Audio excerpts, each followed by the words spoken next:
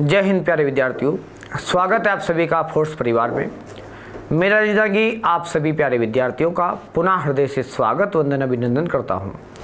सभी विद्यार्थीगण सकुशल होंगे और आज हम लोग यहाँ पे वर्णमाला वाला जो टॉपिक हमारा चल रहा था उसका तृतीय भाग हम लोग लेकर के आ रहे हैं। अंतिम चरणों में हम लोगों ने जो अध्ययन किया था वो स्वर वर्ण का वर्गीकरण हम लोगों ने देखा था। आज का जो विशेष टॉपिक रहेगा वो रहेगा व्यंजन वर्ण के संदर्भ में। तो आइए शुरुआत करते हैं आज के इस सत्र की। सबसे पहले हम लोग बात करते हैं व्यंजन वर्ण के बारे में। व्यंजन कौन कौन से वर्ण होते हैं? तो व्यंजन के अंतर्गत हम लोग देखते हैं क्या, स्पर्श व्यंजन। एक व्यंजन क्या आता है? स्पर्श व्यंजन आते हैं। और स्पर्श व्यंजन में 5 वर्गों को वर्गीकृत किया जाता है। एक आता का वर्ग, एक आता चा वर्ग, एक आता टा वर्ग, एक आता ता वर्ग, एक आता पा वर्ग। ये 5 वर्ग के जो मेंबर होते हैं इनको हम लोग स्पर्श व्यंजन कहते हैं। यदि का वर्ग का जिक्र किया जाता है, चा वर्ग का किया जाता है, टा वर्ग का, ता वर्ग का और एक क्या, पा वर्ग का। का वर्ग में क्या क्या आते हैं? का, ख, ग, घ और क्या आता? अंगा। चा वर्ग में च, छ, ज, झ और क्या आता है? या। टा वर्ग में ट, ठ, ड, ढ और क्या आता है? न। ठीक है। ता वर्ग में त, थ, द, ध और क्या आता है? न। प, फ, ब, भ और एक क्या? मा। ये 5 वर्ण होते हैं जिनको हम लोग क्या कहते हैं? स्पर्श व्यंजन वर्ण के रूप में हम लोग जानते हैं। इनको स्पर्श व्यंजन क्यों कहा जाता है? इसके पीछे कारण क्या है? यदि स्पर्श व्यंजन वर्ण की बात की जाती है, स्पर्श व्यंजन वर्ण का अर्थ होता है जिसके उच्चारण में, जिसके उच्चारण में हवा, जो मुंह होता है, मुंह के अलग अलग भागों को स्पर्श करते हुए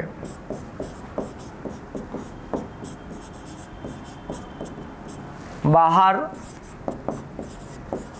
आती है और इनका क्या होता है? उच्चारण होता है। इसलिए इनको क्या कहा जाता है? स्पर्श व्यंजन वर्ण कहा जाता है। स्पर्श व्यंजन वर्ण के अंतर्गत 5 वर्ग रखे जाते हैं। कितने वर्ण आते हैं? 5 वर्णों का यहाँ पर जिक्र किया जाता है। तो क्या क्या आते हैं? का वर्ग, का, चा वर्ग, टा वर्ग, ता वर्ग और एक क्या? पा वर्ग।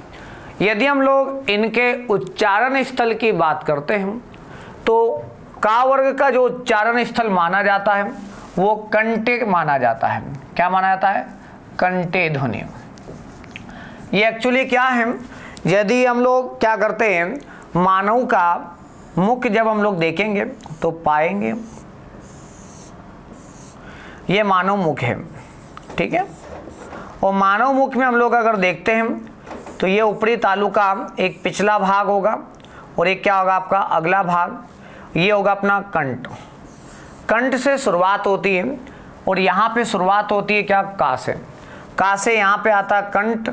तो सबसे पहले आता का वर्ग और का वर्ग अर्थात वर्णमाला को भी व्यवस्थित रूप से रखा गया है। जैसे अपना मुख होता है, मुख के अलग अलग हिस्से बाहर आने पर अलग अलग नामों से संबोधित किए जाते हैं, उसी के अनुसार क्या किया गया है? वर्णमाला को भी वर्गीकृत किया गया है। सबसे पहले जब हम लोग व्यंजनों की शुरुआत करते हैं तो का से व्यंजनों की शुरुआत होती है, और मुख का जो हिस्सा होता है कंठ से आरंभ होता है। यहाँ शुरुआत होती है का से और यहाँ शुरुआत होती है कंठ से।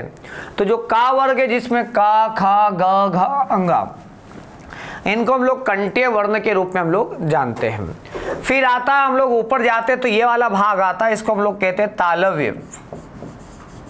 ऊपरी तालु का जो पिछला भाग होता है, ऊपरी तालु का कौन सा भाग, पिछला भाग, इसको हम लोग क्या कहते हैं, तालव्य के रूप में हम लोग जानते हैं। ठीक है।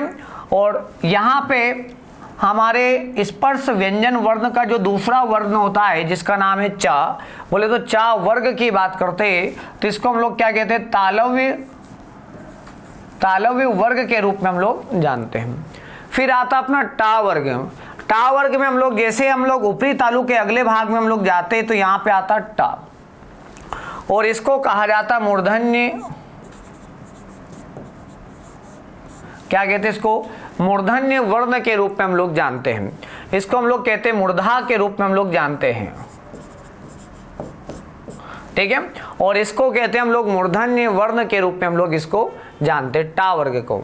फिर आगे जाते हैं तो यहाँ पे आते हैं हमारे क्या, दांत आते हैं। क्या आते हैं यहाँ पे, दांत।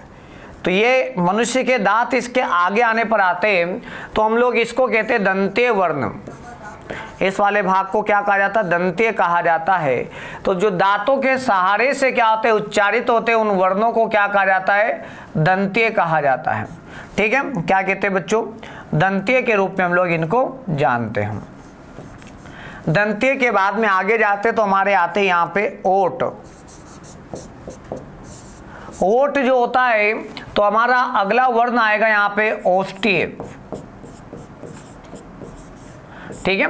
तो ध्यान दीजिएगा, यहाँ पे हमने स्पर्श व्यंजन वर्ण के अंतर्गत 5 क्रम देखे। सबसे पहले आता कंठ, फिर क्या आता तालव्य, फिर क्या आता मूर्धा, और मूर्धा के बाद में फिर क्या आता आपका दंत, है ना। दंत के बाद में क्या आता, ओट आता है। तो देखो एक चक्र बना, क्या बना, चक्र बना। ये चक्र कैसे काम करता है, सबसे पहले यहाँ पे कंठी आएगा, फिर क्या आएगा अपना तालव्य आएगा, तालव्य के बाद में मूर्धा आएगा, मूर्धा के बाद में यहाँ पे दंत आएगा, वो दंत के बाद में सबसे बाद में क्या आएगा आपका ओट आएगा। ठीक है। ये पहला, दूसरा, तीसरा, चौथा और ये पांचवा, ये 5 वर्ग हो गए, है ना। ये मानव का क्या हो गया, स्ट्रक्चर हो गया शरीर का। अब यदि हम लोग यहाँ पर बात करते हैं का वर्ग क्या है, तो का वर्ग कंठे में आता है। चा वर्ग किस में आता है, दंते में आता है, सॉरी तालव्य में आता है। और टा वर्ग किस में आता है, मूर्धा वर्ण में आता है। ता वर्ग किस में आता है, तो दंते वर्ण में आता है। और जो पा वर्ग है ओष्ठीय वर्ण में आता है। तो हम लोग यहाँ पे इसको क्या कहेंगे, कंठ, तालु, मूर्धा, ओके, साथ में ये क्या दंत, और ये क्या हो गया आप लोगों का ओट। ये हमारे 5 वर्ग आते हैं। वो 5 वर्ग होते हैं जिनको स्पर्श व्यंजन वर्ण कहा जाता है। अब इसका थोड़ा सा और हम लोग बारीकी से अध्ययन कर लेते हैं। स्पर्श व्यंजन वर्ण में 25 वर्ण आते हैं, 5, 10, 15, 20 और 25। यदि हम लोग आरंभिक 4 वर्णों की बात करते हैं, आरंभिक 4 वर्ण है ना, ये पहला इस कॉलम का पहले, ये इस कॉलम के क्या दूसरे, इस कॉलम के तीसरे, इस कॉलम के क्या चौथे। यदि इनकी बात की जाती है तो ये जो वर्ण होंगे, ये वर्ण क्या कहलाएंगे, अल्प प्राण। क्या कहलाएंगे, अल्प प्राण। ये महाप्राण, अल्प प्राण, महाप्राण, अल्प प्राण। ठीक है।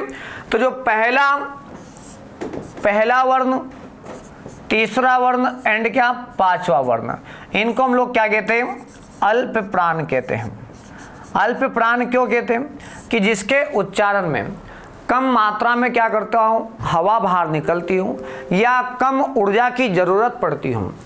तो जिसके उच्चारण में कम हवा बाहर निकले या जिसके उच्चारण में कम प्राणों की जरूरत पड़ती हो, कम ऊर्जा की जरूरत पड़ती हो, ऐसे वर्णों को अल्प प्राण कहते हैं। तो अल्प प्राण में कौन आएगा, का, गा और अंगा। ऐसे च, ज और क्या या, ट, ठ, ढ और क्या ण, त, द और एक क्या ना, प, ब और एक क्या आपका प, फ, ब, भ, म। बातें समझ में आ गई होगी यहाँ तक। तो इतनी बातें आपको क्लियर हो चुकी होगी। ओके, आगे हम लोग देखेंगे यहाँ पे अल्प प्राण के बाद में एक आता आप लोगों का महाप्राण। महाप्राण में कौन आएगा? जो दूसरा वर्ण होता है, ये वाला दूसरा, और एक क्या? चौथा, दूसरा चौथा, दूसरा चौथा, दूसरा चौथा, दूसरा और क्या? चौथा। तो महाप्राण में क्या आएंगे? ख ग घा, च छा, ज झा, ट ठा, ड ढा, त था, द, है ना, त था, द, यहाँ पे धा है, ये धा। ओके, प फा, व भा। तो ये जो हमने यहाँ पे देखे ख छ ट थ फ, है ना, घ झ ढ ध और भा, इनको हम लोग क्या कहते हैं? महाप्राण के अंतर्गत रखते हैं। तो आप लोगों को अल्प प्राण भी समझ में आ चुके होंगे और महाप्राण भी आपको समझ में आ चुके होंगे। अब इसके अलावा हम लोग इन चारों वर्णों को हम लोग क्या कहते हैं? पहला पूरा पूरा, दूसरे पूरे, तीसरे पूरे और चौथे पूरे। इनको हम लोग कहते हैं प्रथम को, दूसरे को, तीसरे को और चौथे को। ठीक है ना? इनको एक साथ कहा जाता है मौखिक। क्या कहा जाता है? मौखिक। क्यों कहा जाता है मौखिक? इसलिए कहा जाता है क्योंकि इनके उच्चारण में जब हवा जो होती है वो नाक से नहीं निकलती, वो सीधे सीधे कहाँ से निकलती है? अपने मुख्य द्वार से बाहर की ओर निकलती है। इसलिए इन वर्णों को मौखिक वर्ण की संज्ञा प्रदान की जाती है। यदि हम लोग मौखिक के अलावा बात करते हैं तो फिर आता आप लोगों का नासिक्य। नासिक्य में कौन आएगा? जो पंचमाक्षर होता है। कौन सा अक्षर होता है? प्रत्येक वर्ग का जो पांचवा वर्ण होता है, पांचवें वर्ण को हम लोग क्या कहते हैं? नासिक्य के रूप में हम लोग जानते हैं। क्या कहते हैं? नासिक्य कहते हैं। यहां तक की चीजें क्लियर हो गई होगी। नासिक इसलिए कहा जाता है यदि हमारे नाक को बंद कर लिया जाए और अंगा का उच्चारण किया जाए तो आप लोग नहीं कर पाओगे। नाक को बंद करके यहाँ का उच्चारण करोगे तो नहीं कर पाओगे, और नाक को बंद करके णा का प्रयोग करोगे तो नहीं कर पाओगे। ना तो नाका करोगे ना माका। लेकिन यदि मैं का की बात करूं तो नाक बंद करके नाकों के ऊपर आप लोग दोनों उंगली लगा करके जब का को उच्चारित करोगे तो का का उच्चारण हो जाएगा। खा का हो जाएगा, गा का हो जाएगा, घा का हो जाएगा, लेकिन अंगा का नहीं होगा। तो अंगा का उच्चारण करने के लिए हम लोगों को नाकों को, है ना, नाक का, है ना, सहायता हमको लेनी पड़ती है। इसलिए ऐसे वर्णों को हम लोग क्या कहते हैं? नासिक वर्ण के रूप में हम लोग जानते हैं। साथ में इनके आरंभिक चार वर्णों को हम लोग क्या कहते हैं? जो प्रत्येक वर्ग का चार आरंभिक वर्ण है, इनको हम लोग शुभाक्षर कहते हैं। क्या कहते हैं? शुभाक्षर। ये प्राचीन काल में हमारे जो भारतीय साहित्य लिखे जाते थे, भारतीय साहित्यों में शुभ अक्षरों का प्रयोग पहले किया जाता था। अशुभाक्षर या दग्धाक्षर का प्रयोग साहित्यों की रचना के लिए प्रथम शब्द के रूप में नहीं किया जाता था। तो आरंभिक चार जो वर्ण है प्रत्येक वर्ग के, इनको शुभाक्षर कहते हैं। क्या कहते हैं? शुभाक्षर। और अंतिम जो अक्षर है उसको अशुभाक्षर कहा जाता है। ये भी बात आपको याद रखना है। अल्प प्राण महाप्राण का कॉन्सेप्ट भी क्लियर हो गया होगा आप लोगों को। साथ में एक होता सघोष का और एक क्या होता? अघोष का। आरंभिक दो वर्णों का अगर जिक्र किया जाता है ऊपर से लेके तो यहां तक, इनको हम लोग क्या कहते हैं? इनको कहते हैं अघोष। क्या कहते हैं? अघोष। तो आरंभिक जो दो वर्ण हैं इनको अघोष कहा जाता। तो ये भी अघोष होता है और ये भी क्या होता है? अघोष। तो आरंभिक क ख च छ ट ठ त थ प फ, इन वर्णों को हम लोग अघोष की कैटेगरी में रखते हैं। और अंतिम तीन वर्णों को हम लोग क्या कहते हैं? सघोष कहते हैं। तो ये भी सघोष होता है, ये भी सघोष होता है और ये भी क्या होता है? सघोष होता है। तो अंतिम तीन वर्ण सघोष की कैटेगरी में आते हैं। चाहे ग घ अंगा हो, ज झ या हो, ढ ढ ना हो, द त थ द ध ना हो, ब भ मा हो। ये जो अंतिम तीन वर्ण होते हैं इनको हम लोग क्या कहते हैं? सघोष कहते हैं। अघोष वो होते हैं जिनके उच्चारण में जो कंठ होता है उस कंठ में कंपन नहीं होता है, और जिसके उच्चारण में कंपन नहीं होता उसको अघोष कहते हैं, और जिसके उच्चारण में कंठ द्वार में क्या होता है, कंपन उत्पन्न होता है, उसको सघोष कहा जाता है। तो अघोष सघोष भी आपको समझ में आ चुका होगा कि अघोष क्या आता है और सघोष क्या होता है। आगे हम लोग बढ़ेंगे, स्पर्श व्यंजन आपको क्लियर हो चुके होंगे। इसके आगे की ओर हम लोग जाना चाहेंगे। तो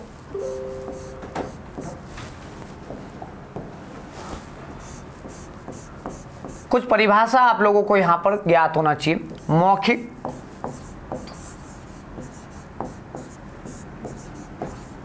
वर्ण, तो मौखिक वर्ण क्या होगा, जिसका उच्चारण क्या होता हो,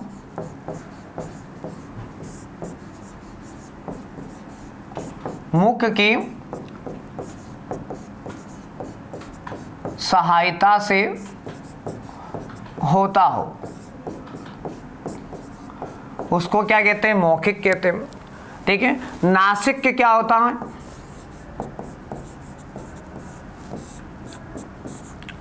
जिसके उच्चारण में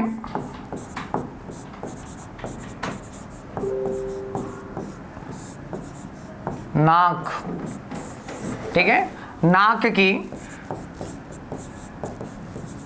सहायता ली जाए,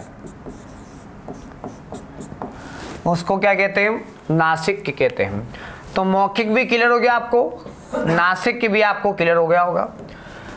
इसके अलावा अल्प प्राण, जिसके उच्चारण में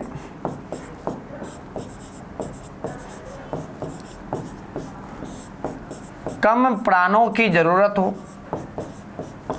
प्राणों का मतलब कम मात्रा में ऊर्जा अपने को लगती हो,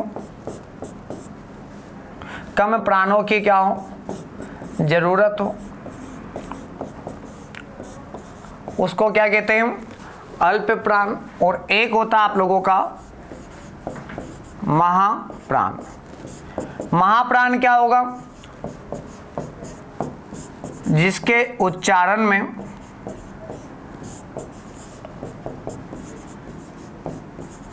ज्यादा मात्रा में ऊर्जा की क्या लगती हो, जरूरत, उसको क्या कहते हैं, महाप्राण कहते हैं। तो अल्प प्राण भी समझ में आ गया होगा और महाप्राण भी आपको समझ में आ चुका होगा। इसके अलावा हम लोग देखते हैं अघोष। अघोष क्या होता है, जिसके उच्चारण में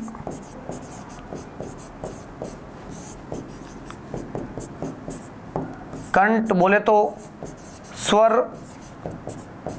यंत्र में कंपन ना हो, उसको क्या कहते हैं, अघोष कहते हैं। सघोष क्या होता है,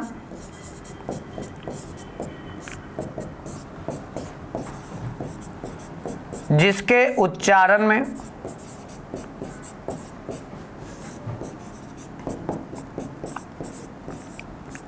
कंठ बोले तो स्वर यंत्र में कंपन होता हो, उसको क्या कहा जाता है, तो उसको हम लोग कहते हैं सघोष। तो मौखिक वर्ण क्या होते हैं, नासिक के वर्ण क्या होते हैं, अल्प प्राण क्या होते हैं, महाप्राण क्या होते हैं, अघोष क्या होते हैं और सघोष क्या होते हैं।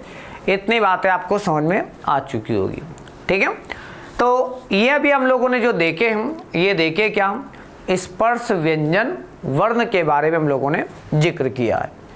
आगे हम लोग देखना चाहेंगे स्पर्श व्यंजन वर्ण के बाद में हमारे पास में आते हैं अंतस्थ व्यंजन, और एक आता है उष्ण व्यंजन, और इसके अलावा द्विगुण व्यंजन, और एक आते हैं संयुक्त व्यंजन। 4 प्रकार के व्यंजन वर्ण और होते हैं।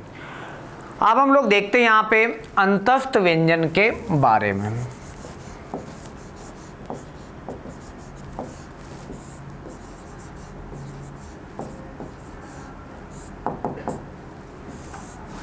अंतस्थ व्यंजन क्या होता है, जरा ये भी समझ लेते हैं।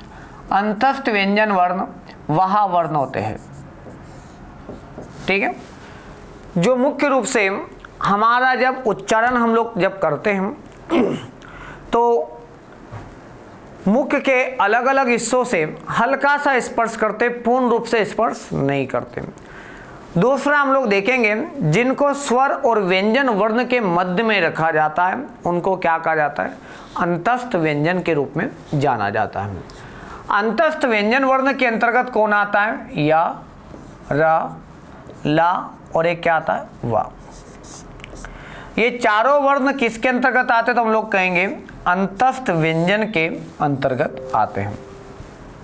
यदि हम लोग यहाँ पर बात करते हैं य, र, ला, वा के बारे में, तो य, र, ला, वा का जो वर्गीकरण हम लोग अगर करेंगे, ये चारों के चारों अल्प प्राण होते हैं। कैसे होते हैं, अल्प प्राण होते हैं। पहली बात आपको ये याद रखना है, या भी क्या है, अल्प प्राण, ला, र भी अल्प प्राण, ला और वा ये सब कैसे होते हैं, अल्प प्राण होते हैं। अल्प प्राण की परिभाषा अभी हम लोगों ने कुछ समय पहले ही देखी है, अल्प प्राण क्या होते हैं। आगे हम लोग देखते हैं यहाँ पे यारा वा ला के संबंध में कुछ बातें और हम लोग जानना चाहेंगे।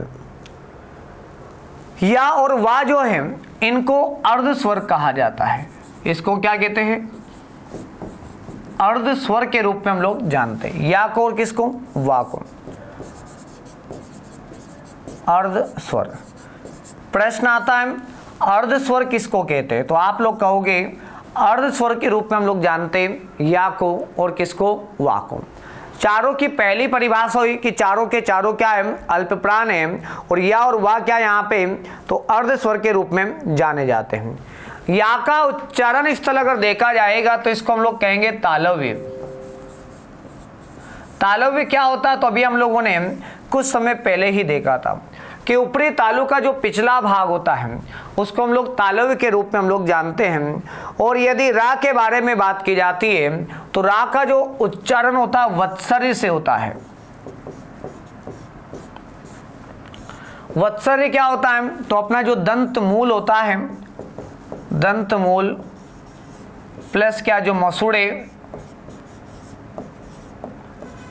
इनसे सटकर के हवा जब क्या करती है, बाहर जब जाती है तो इसको क्या कहा जाता है, वत्सर्य कहा जाता है। ठीक है, यदि रा की बात की जाती है तो रा किस में आएगा, तो रा वत्सर्य में आएगा, और या किस में आएगा, तालव्य वर्ण के अंतर्गत रखा जाता है। साथ में यदि ला के बारे में बात की जाती है तो ला को हम लोग क्या कहते हैं, ला को भी वत्सर्य कहा जाता है। ये भी एक प्रकार का वत्सर्य वर्ण होता है। और यदि वा के बारे में बात की जाती है तो वा को हम लोग क्या कहते हैं, दंतोष्टिम, क्या कहते हैं,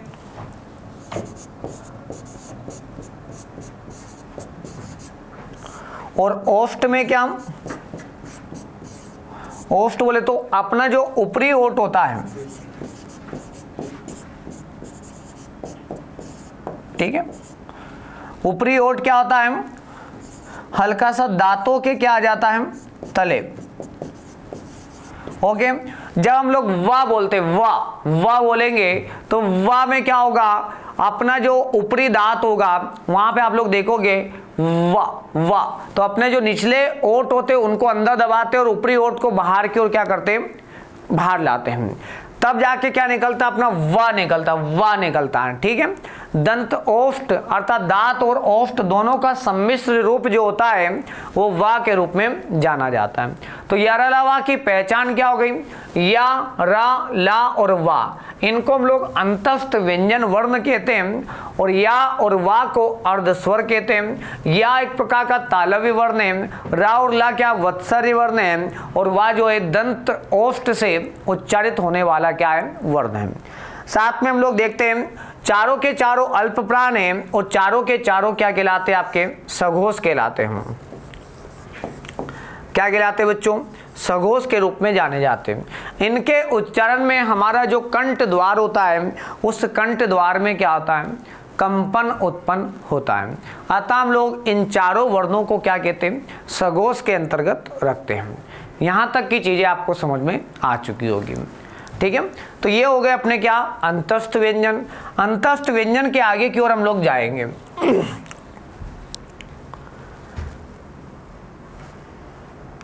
तो कुछ बातें और आपको मैं यहाँ पे बता देता हूँ रा के बारे में। रा को हम लोग क्या भी कहते हैं, लुंठित वर्ण भी कहते हैं। इसको क्या भी कहते हैं, लुंठित वर्ण कहा जाता है। और ला को क्या कहते हैं, पार्श्विक भी कहा जाता है। इसको पार्श्विक। लुंठित का अर्थ क्या होता है, जब र का उच्चारण करते तो अपनी जो जीभ होती है ऊपर उठती है और ऊपर उठ करके हल्की से क्या करती है ना, लुढ़क करके बाहर आती, तब जाके र का क्या होता है, उच्चारण होता है। और जब ला की बात करते हैं, ला में क्या होता है, हमको अपने ओठों को ऐसे क्या करना पड़ता है, मुख को ऐसे खोलना पड़ता है। और नई मुस्काने की इच्छा नहीं होती तब भी ऐसा लगता है कि मुस्कुरा रहा होगा। तो जब ला बोलेंगे तो अपना ला ऐसे बोलना पड़ता है और अपना जो हवा होती है जीभ के सहारे से क्या होती है, बाहर की ओर आती है ना। आसपास जो जीभ वाला हिस्सा होता है, इस जीभ वाले हिस्से के पास से हवा इस प्रकार से क्या आती है, बाहर आती है। तो इसलिए इस वर्ण को क्या कहा जाता है, पार्श्विक वर्ण के रूप में जाना जाता है। ठीक है। तो ये दो अलग से आपको नियम और याद रखना है। अब इसके अलावा हमारे पास में 4 वर्ण होते हैं जिनको उष्ण व्यंजन के रूप में हम लोग जानते हैं।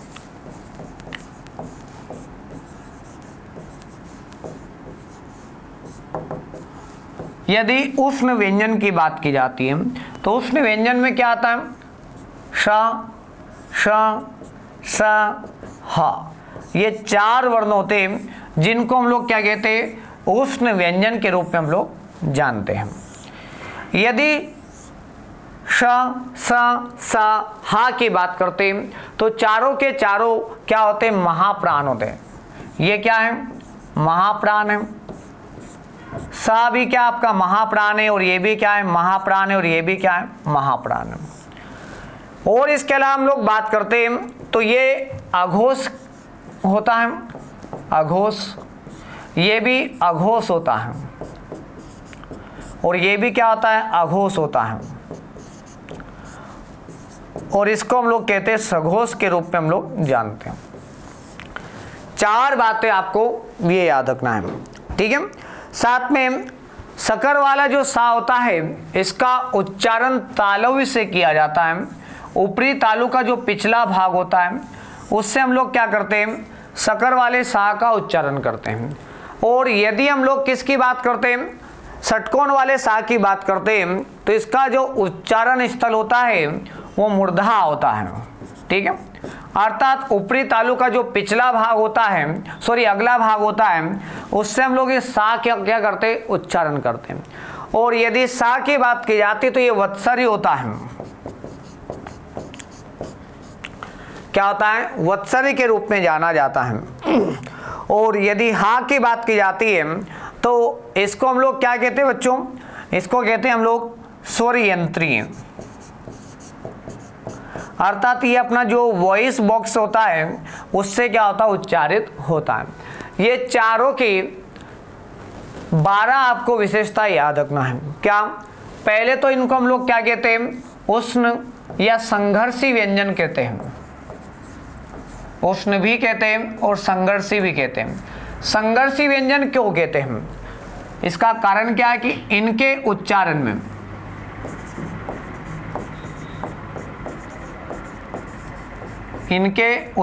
में हवा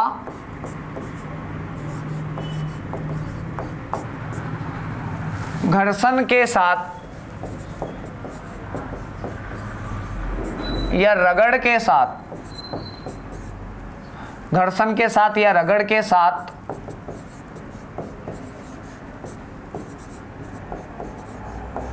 ऊष्मा उत्पन्न करते हैं। ठीक है। ऊष्मा उत्पन्न करने के साथ इसको हम लोग उष्ण व्यंजन कहते हैं।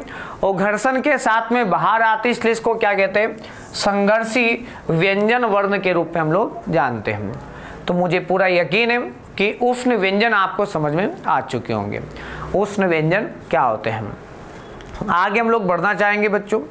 तो अभी हम लोगों ने स्पर्श व्यंजन देखा, उष्ण व्यंजन देखा, साथ में हम लोगों ने अंतस्थ व्यंजन देखा। अब हम लोग देखेंगे द्विगुण व्यंजन के बारे में। तो अगले व्यंजन है हमारे जिनको हम लोग क्या कहते हैं, द्विगुण व्यंजन कहते हैं।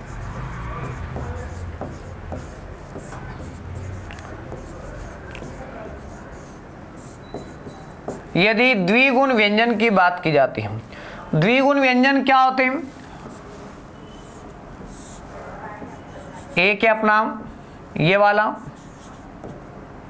ठीक है, इसके दो रूप चलते हैं, एक बिना नुक्ते का और एक नुक्ते का।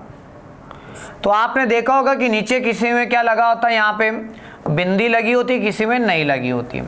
तो इन वर्णों को हम लोग क्या कहते हैं, द्विगुण के रूप में हम लोग जानते हैं। इनकी कोई अलग से विशेषता आपको नहीं याद रखना है। ये जो पहला वर्ण है इसको हम लोग अल्पप्राण कहते हैं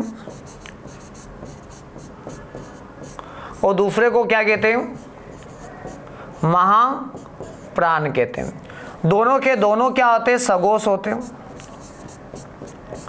क्या होते हैं, सगोष होते हैं। साथ में दोनों के दोनों क्या होते हैं, आप लोगों के मूर्धन्य के रूप में जाने जाते हैं। ये आपको द्विगुण व्यंजन के संदर्भ में ये बातें आपको याद रखना है। आगे हम लोग जाएंगे तो कुछ संयुक्त व्यंजन आपको दिखेंगे। अब संयुक्त व्यंजन में कौन आता है, संयुक्त व्यंजन होता क्या है और इसमें आते कौन है। यदि संयुक्त व्यंजन की बात की जाती है तो इसमें 4 व्यंजन होते हैं जिनको संयुक्त व्यंजन कहा जाता है। क्यों कहा जाता है, कारण क्या है, इनका जो निर्माण होता है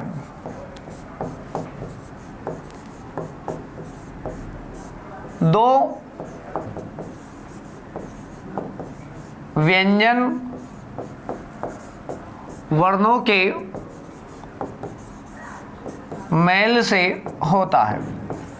इनका निर्माण दो व्यंजन वर्णों के मेल से होता है।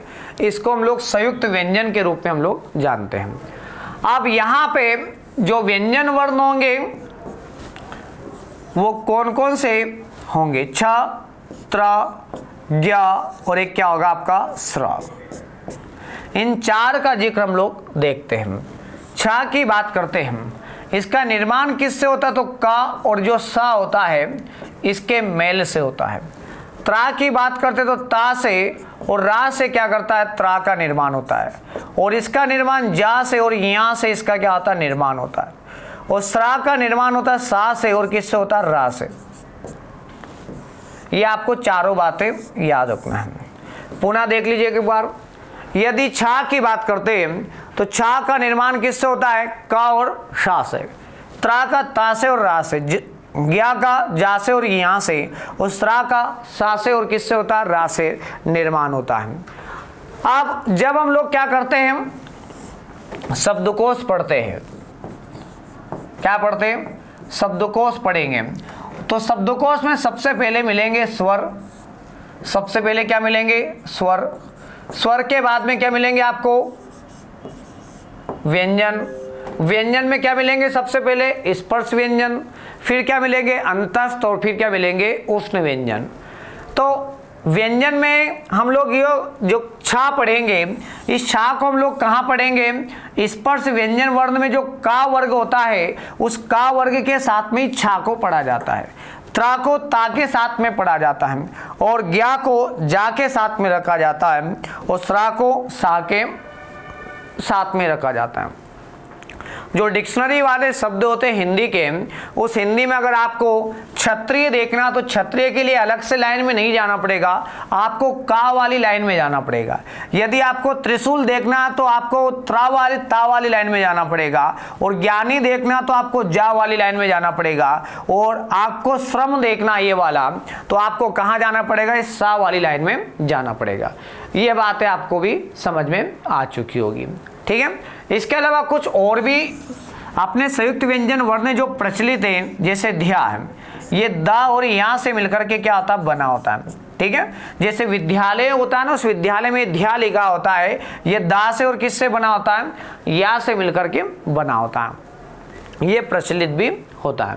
ठीक है, साथ में आपको ये भी याद रखना है रा जो होता है, इस रा का छोटा रूप नहीं चलता है। छोटा रूप नहीं चलता तो इसको हम लोग हलंत के साथ में लिखते हैं, और हलंत के साथ में लिखते हैं या फिर क्या लिखेंगे हम लोग, इस रूप में भी हम लोग इसको रा को क्या करते हैं, प्रयोग करते हैं। और जो ऋषि होता है, ये वाला ऋषि, इस ऋषि का प्रयोग हम लोग इस रूप में करते हैं। ठीक है, ये वाला जो नीचे होता है इस प्रकार का, इसके रूप में इसका प्रयोग किया जाता है। साथ में इस रा का प्रयोग यदि टा के साथ में करना है तो हम लोगों को इस रूप में करना पड़ता है, ट्राई हम लोग लिखते हैं ना, ट्राई या ट्रा या ड्रा, ऐसे हम लोग लिखते हैं। तो यहां पे ये रा लगा होता है, ये भी आपको याद रखना है। ठीक है, तो संयुक्त व्यंजन वर्ण भी आपको समझ में आ चुके होंगे प्यारे बच्चों। अब यहाँ पे इसके अलावा दो वर्ण ऐसे होते हैं जिनको हम लोग क्या कहते हैं, अयोगवाह कहते हैं। क्या कहते हैं, अयोगवाह।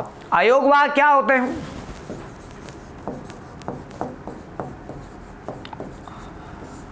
अयोगवाह के अंतर्गत एक आता है आप लोगों का अनुस्वार आता है,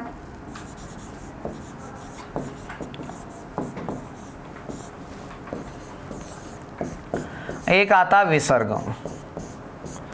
एक्चुअली अयोगवाह क्या होते हैं, लिखे जाते हैं ना, लिखे जाते हैं स्वर के साथ,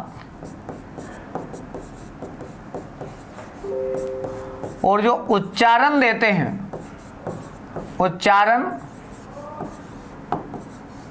व्यंजन का देते हैं। उच्चारण किसका देते हैं, व्यंजन का। तो अयोगवाह की विशेषता क्या होती है, लिखे जाते स्वर के साथ और उच्चारण देते किसका, व्यंजन का देते हैं। ऐसे वर्णों को हम लोग क्या कहते हैं, अयोगवाह कहते हैं। अनुस्वार में कौन आता तो हम लोग कहेंगे ये जो बिंदी वाला होता अम, तो इसको हम लोग लिखते कहाँ पे, स्वर के साथ में, लेकिन उच्चारण किसका देता है, माँ का देता है। किसका देता है, माँ का। और विसर्ग की में बात करते हैं आहा, तो ये उच्चारण किसका देता है, हा का देता है। ये माँ का देता और ये किसका देता है, हा का देता है। आजकल पंचमाक्षर जो होते हैं, पंचमाक्षर जो होते हैं, उन पंचमाक्षरों के स्थान पर आजकल क्या होता है, बिंदी का प्रयोग किया था। जैसे हिंदी पहले लिखा जाता था, आजकल हम लोग हिंदी के स्थान पर ऐसे भी लिखते हैं, ये हिंदी ऐसे भी लिखा जाता है। ये पांचवा जो अक्षर है, उस पांचवें अक्षर के स्थान पर आजकल किसका प्रयोग होता है, बिंदी का प्रयोग होता है। और इस बिंदी को हम लोग क्या कहते हैं, अनुस्वार के रूप में हम लोग जानते हैं। ठीक है, ये भी बात आपको क्लियर हो गई होगी। तो अयोगवाह क्या होते हैं, ये बात आपको समझ में आ चुकी होगी। ठीक है, साथ में हम लोग एक व्यंजन वर्ण होते हैं जिसको हम लोग क्या कहते हैं, द्वित्व व्यंजन कहते हैं।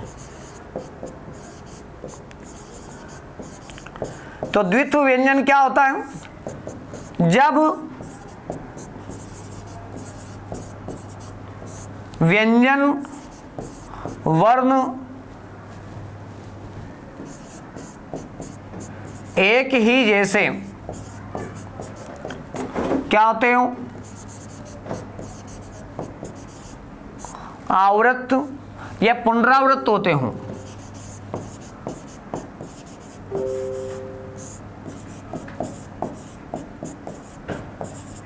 तो उसको क्या कहते हैं, द्वित्व कहते हैं। जैसे बिल्ली, बिल्ली में ला और ला का क्या हो रहा है, रिपीटेशन हो रहा है। आपको ये याद रखना है, ये जो पहले वाला होगा ये हलंत युक्त होना चाहिए, बाद वाले में मात्रा होगी कोई दिक्कत नहीं, लेकिन पहले वाला हलंत युक्त होना चाहिए, आधा होना चाहिए, तो ही वो द्वित्व व्यंजन कहलाता, अन्यथा नहीं कहलाता है। बिल्ली हो गया, दिल्ली हो गया, ठीक है, ये वर्ण किस में आएंगे, आपके द्वित्व व्यंजन के अंतर्गत रखे जाते हैं। बातें क्लियर हो गई बच्चों। अब एक होता है क्या,